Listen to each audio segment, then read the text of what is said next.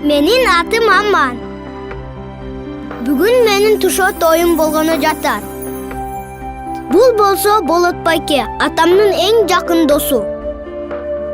Ал үй бүлөсү менен мени куттуктап келишиптир. Мен кубанычтамын. Мага абдан көп белектер беришти. Ура! Мага велосипед белекке беришти. Кийин мен чоңойгондо ушул велосипедти тебем. Мен футболчу болом. Ошондо бүт үй бүлөм мыкты ойношум үчүн мага жан тартат. Мен мыкты окуйм жана ата-энелерим мени менен сыймыктанышат. Мени алдыда кызыктуу жашоо күтүп турат. Менин келечегимди ойлогонуңуздарга чоң рахмат. Балага келечекти белекке бер.